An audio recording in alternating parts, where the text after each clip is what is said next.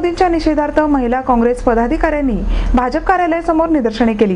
गुजरातचे मुख्यमंत्री आणि भाजपचे पंतप्रधान पदाचे उमेदवार नरेंद्र मोदी यांनी एका महिलेवर पाळत ठेवण्यासाठी सरकारी यंत्रणेचा वापर केल्याच्या निषेधार्थ शहर महिला काँग्रेसच्या वतीने शहर भाजप कार्यालयासमोर निदर्शने करण्यात आली।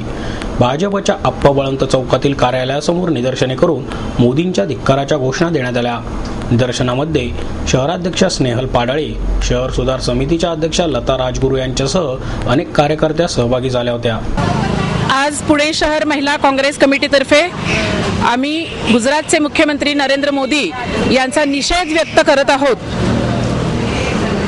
अल्पसंख्याक महिलेवरती पाळत ठेवून त्या गरीब महिलेची पिळवणूक केल्याबद्दल आणि गुप्तचर यंत्रणा आणि पोलीस यंत्रणा याचा वापर करून त्या महिलेला हैराण केल्याबद्दल आम्ही सर्व पुणे शहरातल्या महिला काँग्रेसच्या पदाधिकारी, सर्व कार्यकर्त्या मनापासून निषेध व्यक्त करतो की अशा पद्धतीचं वर्तणूक करून महिलांची पिळवणूक करून महिलांना चांगल्या पद्धतीने जगण्याचं सुद्धा ते मुश्किल करून टाकलेलं आहे। अशा नरेंद्र मोदी हे पंतप्रधान पदाच्या लायकीचे तर नाहीच नाही, परंतु त्यांच्या राज्यामध्ये सुद्धा महिला या सेफ नाही, सुरक्षित नाही। त्याचप्रमाणे जर उद्या ते पंतप्रधान झाले तर अल्पसंख्याक आणि महिला यांचं भवितव्य अतिशय धोक्यात आहे। म्हणून वेळेच आपण नरेंद्र मोदींपासून सावध राहून अशा व्यक्तीचा निषेध व्यक्त केला पाहिजे, धिक्कार व्यक्त केला पाहिजे।